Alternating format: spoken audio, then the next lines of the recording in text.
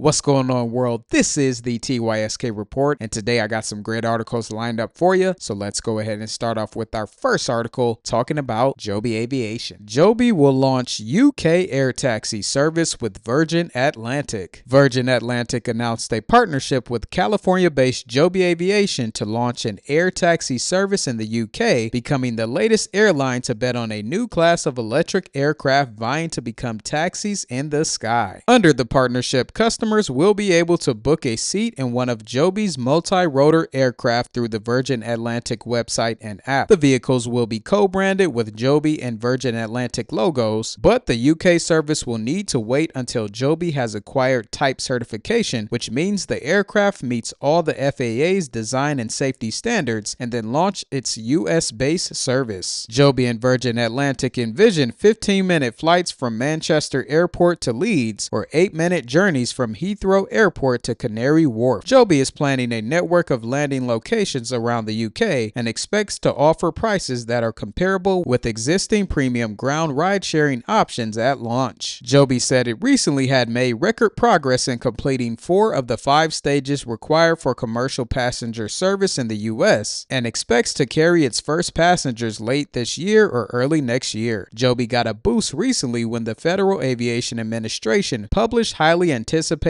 final regulations for eVTOL vehicles that it says will chart the path for the air travel of the future. But it's unclear whether those rules will go into effect after the FAA ordered a pause to allow the Trump administration to review them. A long review could stretch Joby's timeline out beyond the 2025 target date it's set for a taxi service launch. So from that article, it's showing that Joby Aviation is continuing to progress in their endeavors to become a very well-known and connected air taxi company, and along with their connections to Uber and Delta, and now this connection with Virgin Atlantic, it's looking like Joby could be that main player here in the United States as eHang Holdings is out there in China. Also, I don't think the Trump administration would stop Joby Aviation or other companies building air taxis from progressing and getting to that point where they're going to have their first taxi service launch. So I'm thinking sometime later on down the road this year, we could see our first passengers taking their first air taxi ride here in the United States with Joby Aviation. SEER Robotics offers SRC controllers and their portfolio to accelerate robot building. Learning to build a robot in 1 week and deploying robot software in another may seem impossible, but SEER Robotics said they are becoming a reality at its training site. The Shanghai, China-based company said it is accelerating innovation for the global robotics ecosystem. In addition to automated guided vehicles, AGVs, autonomous mobile robots, AMRs, and self-driving forklifts, SEER Robotics' diverse portfolio includes controllers and digital software. It said it is continuously lowering the barriers for customers to build, pick, and manage robots. The SRC controller is SEER Robotics' core product, now including low, mid, and high-end models, including the SR880, the SR2000 series, and the SR3000 FS series. Also, the company is demonstrating its hardware expertise, and the company said the SRC controller shows its software prowess. SEER Robotics asserted that its software is easy to use, removing barriers to robot adoption. It touted the following features: RDS, a unified resource scheduling system for multi-robot fleets, and M4 Quick Go, a plug-and-play application for single robot operations. SEER Robotics said it provides a one-stop offering for building robots, including its core SRC controller products, components, function libraries, and a range of robot building plans to make robot accessible to all. The company noted that its partner robot library includes more than 1,000 types of robots catering to various applications such as lifting robots, stacker forklifts, reach forklifts, counterbalance forklifts, box robots, composite robots, and humanoid robots. With so many options, how do customers choose the right one? To help customers quickly pick suitable robots, SEER Robotics last year launched the Nebula platform, an integrated online platform for building, picking, and managing robots. Based on that information from SEER Robotics, I'm thinking that they are going to be the go-to company when it comes to wanting to put together a fleet of a variety of different types of robots that can be deployed for many different use cases. And with those 1,000 types of robots within their ecosystem, we could be hearing lots of news later on down the road from companies who got their robots from the SEER Robotics robot library. Nissan Nissan showcases driverless tech on public roads in Japan. Automaker Nissan has taken another step towards launching commercial driverless services with a showcase of its latest autonomous technology in Japan. The company demonstrated its progress on public roads in the busy Minato-Mirai waterfront area of Yokohama, a district the company has used before to show off the automated capabilities of its cars. However, the functionality displayed on the test is only considered level 2 automation as per the Society of Automotive Engineers guidelines. The autonomous vehicles were remotely monitored with a driver ready to step in and take control as required. Where previously Nissan has used Leaf hatchbacks for AV testing, on this occasion it deployed the much bigger Serena model. The Serena model is Japan's top-selling minivan in Yokohama. It was equipped with a generous suite of tech incorporating 14 cameras, 9 radar sensors, and 6 LiDAR units. Nissan's target is to develop its proprietary tech to a point where it can be used in a mobility service it plans to launch in Japan to help address the widespread transit problems exacerbated by a lack of drivers due to an aging population. To that end, it will continue testing in Yokohama with a fleet of around 20 vehicles in the 2025 and 2026 fiscal years while building an operating framework with stakeholders. Based on the information that I've been reading about Nissan, they are close to the brink of not being around. So with this news, in addition to wanting to help their aging population, I believe that they are moving into the commercial realm with this autonomous technology to have some type of relevance in the automotive industry. Also, I believe that Nissan is doing this because they want to sell the company later on down the road, and with having autonomous technology tied to the company, this will make them look more futuristic and appealing to buyers in the future. Minimalist Lite Phone 3 launches March 27th. Lite, the maker of a minimalist phone designed to help consumers disconnect from smartphone distractions and social media, will launch its newest model, the Lite Phone 3, on March 27th. This version of the device, like its older counterpart, offers a simple black and white display and necessary features like support for calls, text, navigation, alarms, hotspots, a calendar, and more, including music. However, the upgraded device now ships with a 3.9-inch AMO LED display instead of an e-paper screen. It also adds a camera and NFC chip for future payment tools. As before, customers will be able to choose whether they want to use the unlocked device as their main phone or simply as a backup for those times they want to disconnect without losing access to critical tools to navigate modern life. Lite sells its own data plan starting at $30 per month for 1 GB of data. However, the Lite Phone's 3 upgrades will increase the price point a bit. Instead of $299 like the older e-ink device, the Lite Phone 3 will be available for $599 for a limited time. The price will later increase to $799, the website indicates. And if you are one of those individuals who likes the full specs, here's an image of those specs that you can screenshot or pause the video to look at and save. So for all you individuals out there who can't seem to stay off your regular iPhones or Android devices, this Minimalist 3 could be a great option for you to explore, which could give you the same functionalities of a phone that you would need to talk and text, but would also give you more of your time back to get a lot of the things done that you still have to complete on your to-do list. Beta Technologies completes demonstration eCTOL flights across 6 airports in Utah. Mere weeks after signing an agreement with the Utah Aerospace and Defense to bring advanced air mobility AAM to the state, EVTOL and eCTOL developer Beta Technologies demonstrated the capabilities of its aircraft through a series of successful flights over the course of 3 days. It's been 3 years since the young company debuted its first electric vertical takeoff and landing aircraft, the Aliyah 250. That beta vessel has since been renamed the Aliyah VTOL. In addition to the Aliyah VTOL, Beta has also been developing an electric conventional takeoff and landing eCTOL plane called the Aliyah CTOL. It has flown tens of thousands of test miles en route to evaluation flights for FAA certification. As reported in the past, that aircraft is targeting full approval for commercial operations by the end of 2025. Most recently, Beta signed an agreement with 47G to establish AAM operations in the state to work alongside the Utah Department of Transportation, UDOT, and the Governor's Office of Economic Opportunity, GOEO, to identify locations to install multimodal charging infrastructure and identify priority priority routes for eVTOL and eCTOL rides. Beta Technologies shared details of its successful eCTOL flight demonstrations, including the aircraft traveling to 6 different Utah airports covering over 350 miles. Those visits include Salt Lake City Airport, Provo Airport, Heber City Airport, Logan Cache Valley Airport, Ogden Airport, and Vernal Airport. The Beta Alea can transport up to 5 passengers at a time or up to 1,250 pounds of cargo. Looking ahead, Beta and its new partners in Utah will align to establish a statewide electric charging network for both aircraft and electric vehicles, create pilot training programs, and develop a model to forecast flight operations. So this is another company looking to bring air taxis to the world, and with this news and their success that they have had in Utah, I believe this is going to push them closer to launching those flights and also giving companies like Joby Aviation and Archer the opportunities to launch their test flights with passengers a lot sooner than planned. Beta Technologies is very connected to charging eVTOLs, eCTOLs, and also EAVs. So this company, in addition to providing flights to passengers and flying around cargo in the United States, could also be one of those infrastructure-based companies that the likes of Joby and Archer and others would go to for their charging needs. NEOM is reportedly turning into a financial disaster. A new WSJ report suggests that Saudi Arabia's now 8-year-old NEOM project, a futuristic carbon-neutral 105-mile-long linear city envisioned by Crown Prince Mohammed bin Salman, has become a financial sinkhole. Plagued by delays and cost overruns, the country, which has already shelled out $50 billion, could reportedly face another 55 years of construction with an astonishing projected cost of $8.8 trillion,